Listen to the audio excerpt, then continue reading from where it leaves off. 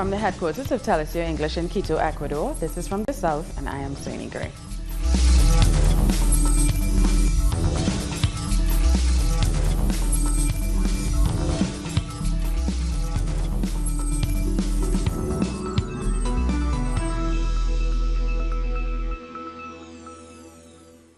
In about an hour and a half from now, the International Court of Justice in The Hague is due to deliver a long-awaited judgment. It will rule on Bolivia's dispute with Chile over access to the sea. The Bolivian President, Evo Morales, is in The Hague to hear the ruling. Morales is hopeful that the ICJ will force Chile to negotiate access to the Pacific Ocean for his country.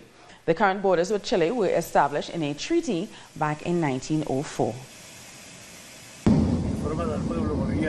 I'm confident there will be good news for the Bolivian people because we are bringing reason, truth, and we are looking for justice.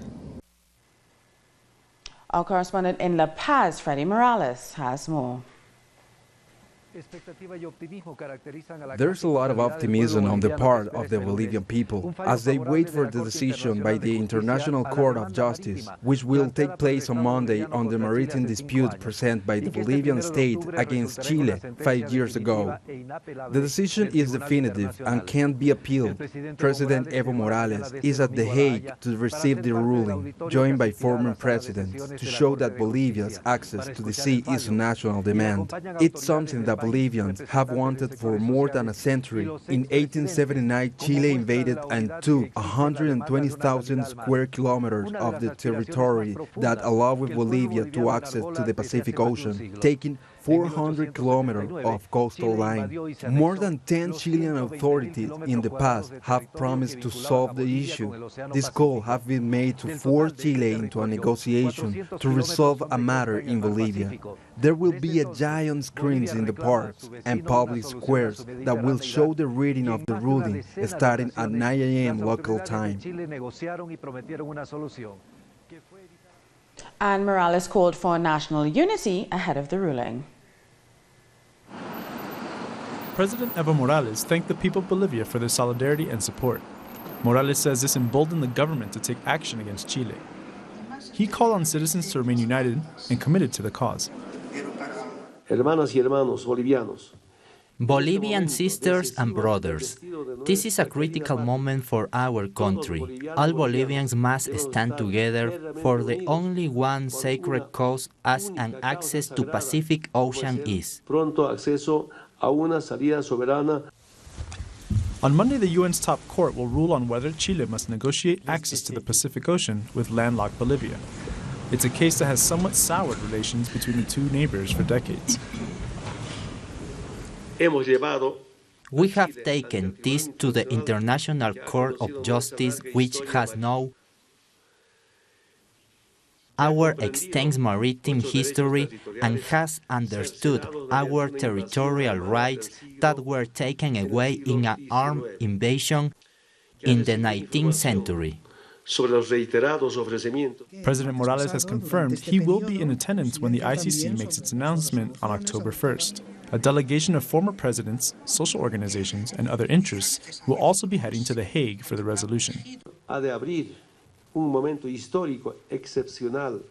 This is an historical moment as the world's highest court of justice will make a decision about our right to have maritime access to the Pacific Ocean.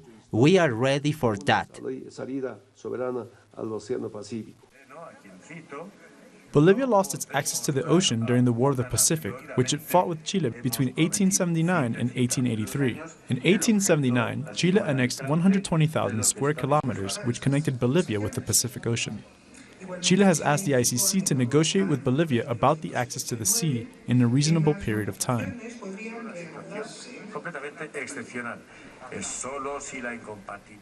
In a last-minute deal, the United States and Canada have reached an agreement to replace the North American Free Trade Agreement as a trilateral pact with Mexico.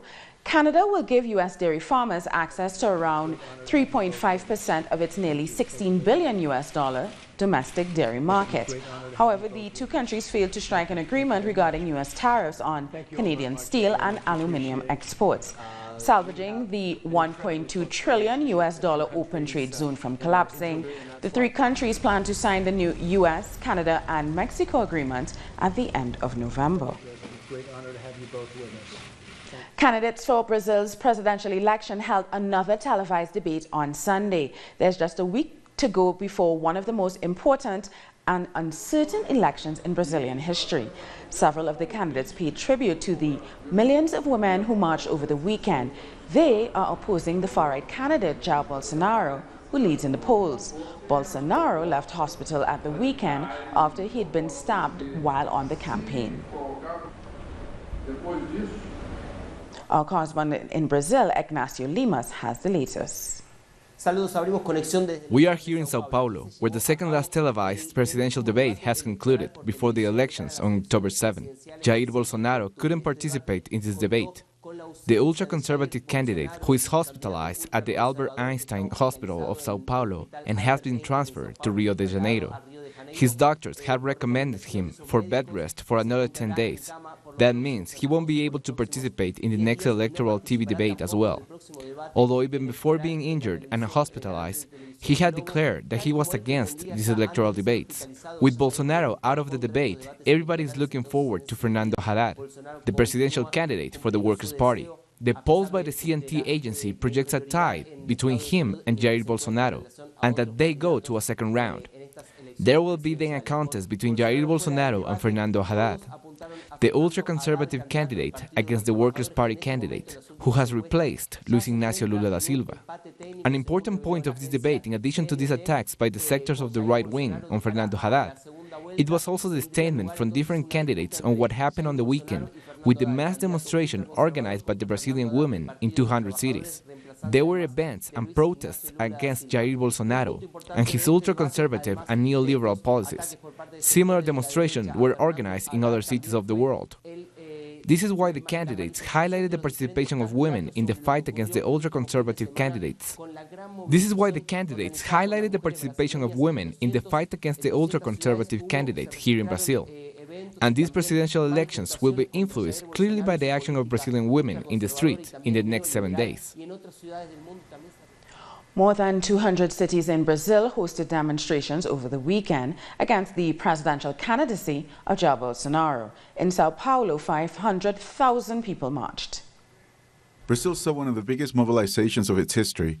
Women called for people to take to the streets to protest against far-right presidential candidate Jair Bolsonaro, who is leading the polls. We must defend democracy to fight against sexism and racism. These are not part of our diversity. Candidates like Bolsonaro are racist, fascist, and sexist. He said that if he is elected, he will not do anything to defend indigenous territories, that black people are useless, and that women will have to be paid less than men because they could get pregnant. We have to react now. The massive event was led by the Workers' Party vice presidential candidate Manuela Dávila and Marina Silva, presidential candidate for the Sustainability Network Party. The main objective of this event is to show that we will not accept a candidate that spreads hate against any minority. We are people from all kinds of political backgrounds. Each one has its own ideals, but we are here together to reject any type of negative behavior. We are not going to vote for a candidate like him. At the end of the event, several women read a manifesto in response to the attacks of Bolsonaro and his neoliberal government program. We are not going to vote for a fascist candidate. We are going to have a democratic process, not only through women's voting, but all of us who are part of this movement today, not only in Brazil, but also worldwide. The organizers called for a new demonstration on October 7th, the day of the presidential election, using the polling stations across Brazil to say no to fascism. Brazilian women living abroad have also marched against Bolsonaro. In Mexico City, a group of women gathered in the city center to say no to the far-right candidate. They say Bolsonaro is the face of fascism and that he represents a threat against the rights of women and minorities. It is an offense to women, to all social movements, to Afro communities, to the country, Latin America and the world. What this candidate says is an offense to everyone. Hundreds of Brazilian women also gathered in New York against Bolsonaro. They said it would be a tragedy for Brazil if the far-right candidate wins the election. Demonstrations against Bolsonaro have taken place in more than 60 countries around the world. It's a real danger for women, it's a real danger for the LGBTQ community, it's a real danger for African Brazilians, it's a real danger for indigenous people in Brazil, for all the minorities, and in that sense it's a real danger for Brazil's democracy, for Brazil, for the whole country of Brazil. The LGBTI community in Rio de Janeiro has celebrated Pride with calls for people to go to the polls next Sunday. The march called for people to vote for candidates that defend LGBTI rights. The front-runner, Jair Bolsonaro, is notorious for his homophobic views. These elections are also historic for the number of LGBTI people who are running increased 386% in comparison to other elections. Every year politicians make promises, but they don't fulfill them. If they fulfilled them, we'd have toilets for transgender people and information for better understanding, training, so that we can interact better. Unfortunately, a lot of people in our group prostitute themselves because of a lack of employment. I hope that the politicians who are running for office really bring good proposals for LGBT policies and that we can make a better world. We'll take a short break now, but we'll have more news in a minute. Stay with us.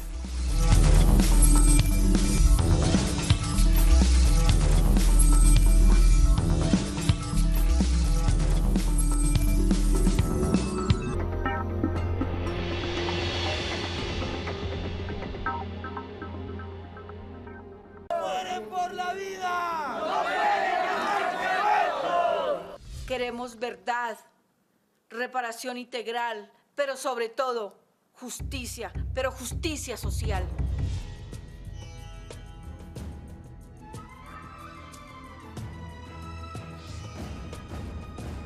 How many ways there are to tell a story?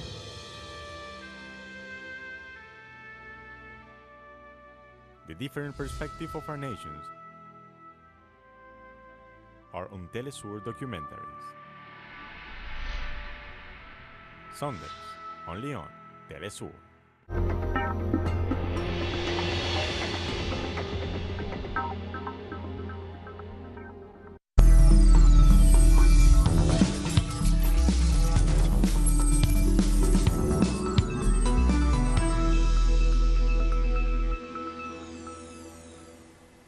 Welcome. Venezuelans have marched once again against U.S. attempts to intervene in their country. Hundreds of citizens rallied in the city of Guarenas in the state of Miranda. They say they support the Bolivarian government despite the economic attacks the country is facing. They also called the United Nations to take action against U.S. imperialism. We want our homeland to be respected. That's the message we are sending to the world. There's no humanitarian crisis here. That's what the U.S. is trying to create. We will continue supporting our president. Despite the crisis, we will fight for the revolution.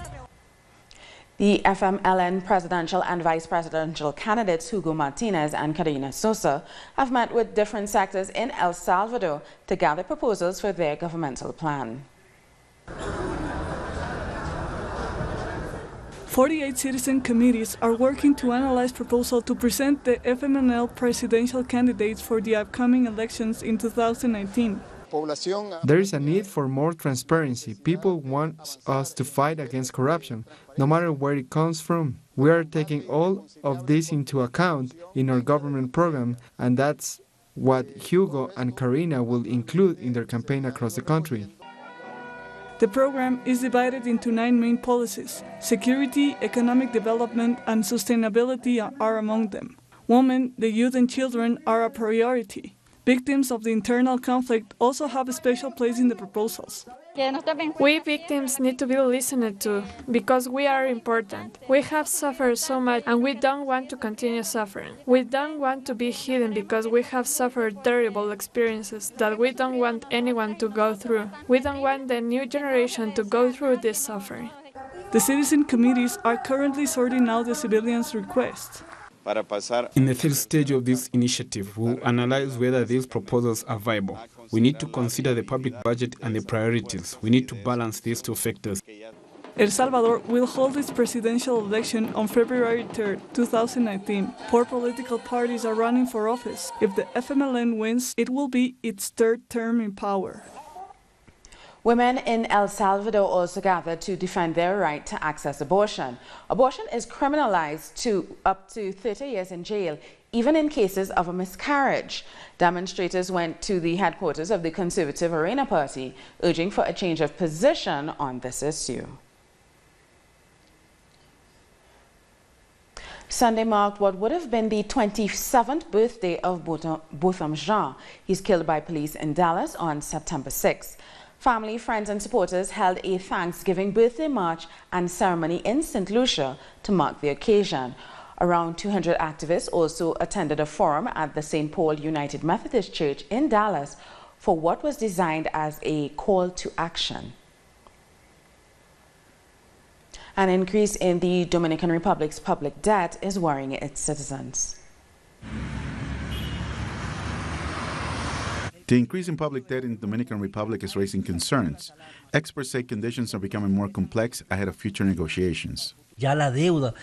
Dominican Republic's debt is becoming highly worrying because 73% of the full debt that the country has is in bonds, that is, in financial documents that we could have to negotiate with many people to save it at the time of its complaints.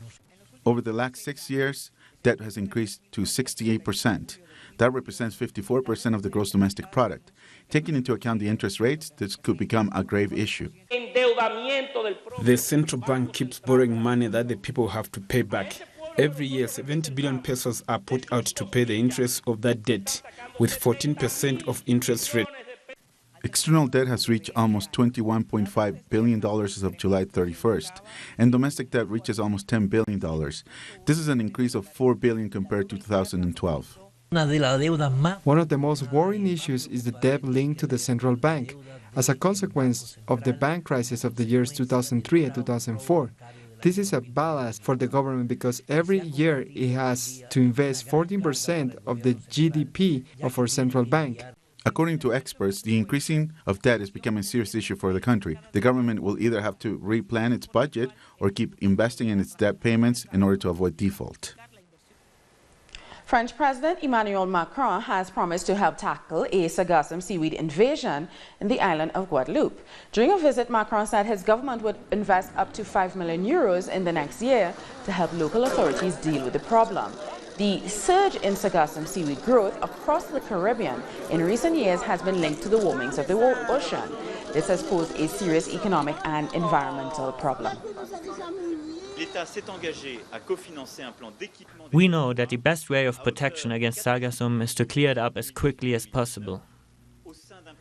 Clearing it up within 48 hours of it washing up, or clearing it up when it's still at sea to prevent it from washing up at all, is the most efficient way of avoiding negative consequences and any health problems. In Mexico City, the 50th anniversary of the Tlatelolco massacre of 1968 will take place on October 2nd. Some survivors and social movements are preparing the commemoration of this historic date. Felix has returned here to the Plaza de las Tres Culturas in Mexico City, almost 50 years from the event that changed his life and the entire nation as well, the so-called Night of Tlatelolco. Here the state repressed with violence the student movement of which he was a member of, something that was engraved in history. People know that here at Tlatelolco, a crime against humanity was committed. A crime of genocide remains unpunished. The violent event, in which armed and paramilitary forces participated under the president's commands, left an undetermined number of dead people, but also marked the future of social and political movements in the country, which are prepared today to pay tribute to the victims of the massacre. The commemorations organized by student movements are also protests that follow the slogan, "The victims of 1968 are remembered." Throughout the city, more than 100 events are planned to remember this historical date. This exhibition used images which during those years were not able to be published because of the government's censorship to explain the student movement. We are helping other people to understand why the movement was so revolutionary. They really tried to change things. We are remembering their 100 glorious days. 3 months of struggle and resistance. President-elected Andrés Manuel López Obrador recognized the importance of the anniversary and made a commitment to obtain peace. Here, in this historical plaza, La Plaza de las Tres Culturas, we make the commitment to never use the army again to repress the people of Mexico. During the 50th anniversary of Tlatelolco massacre, several social organizations will carry out a demonstration to the Zócalo Square chanting, "October 2nd will never be forgotten." Time for the second break in this newscast. World News is next.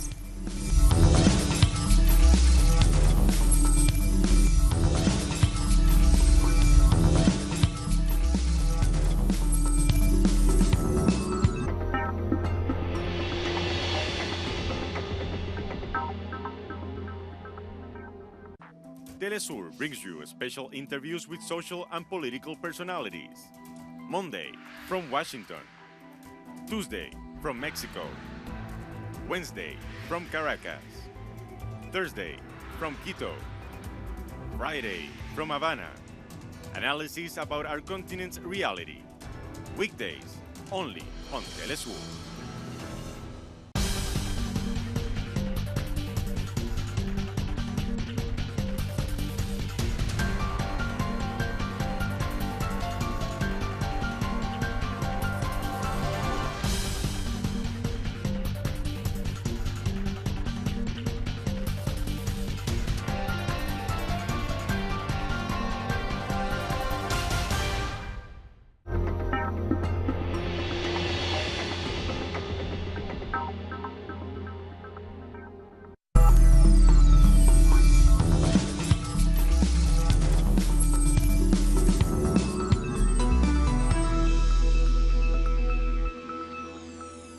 Welcome back. Mass burials are set to start as the death toll for the Indonesian earthquake and tsunami rose to 844.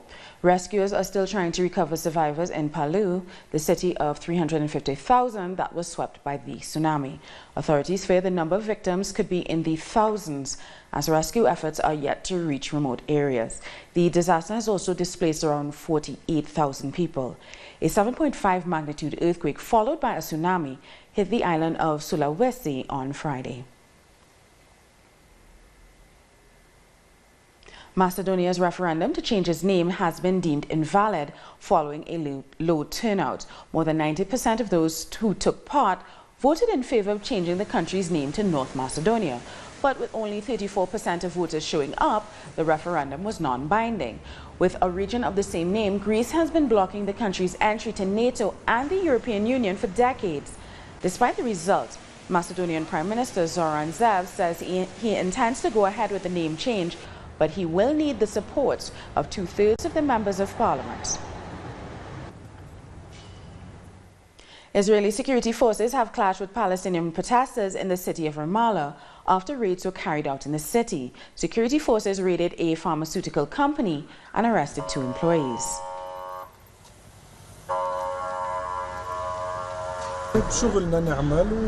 Suddenly, we found large forces of the Israeli army who broke into the warehouse.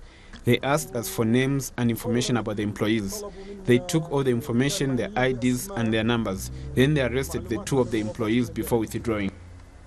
Solar-powered cars have hit the roads in South Africa's Cape Province. The cars are taking part in the biennial Sasol Solar Challenge competition, which sees teams from around the world design and build solar-powered vehicles to drive across South Africa in an 8-day event.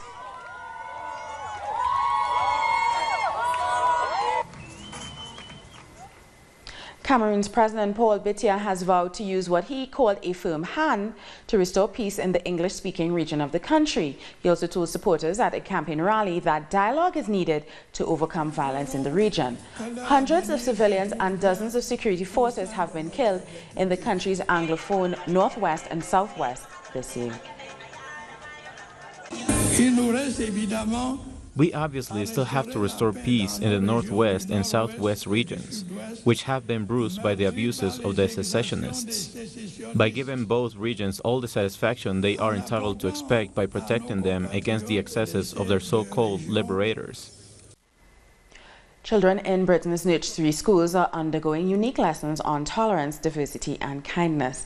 Drag queens are being brought into nursery schools so that children as young as 2 can learn about transgender issues.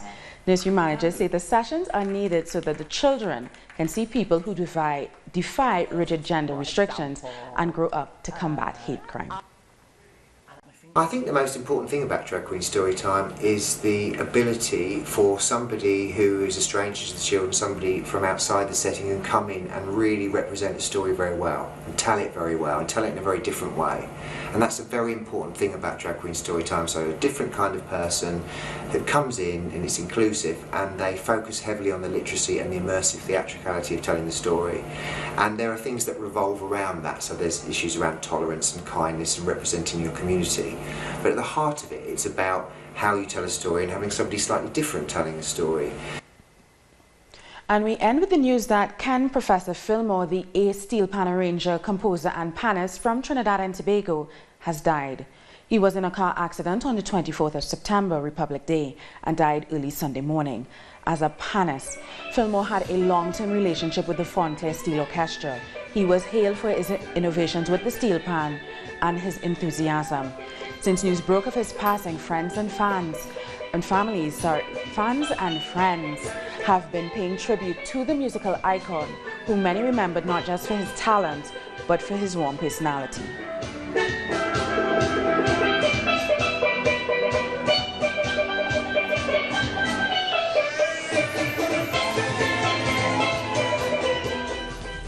Really nice arrangement of my house. We've come to the end of this news brief. For these and many other stories, you can find them on our website at telesurtv.net/English. And join us on social media, Facebook, Twitter and Instagram. For Telesur English, I'm Sony Gray. Thank you for watching.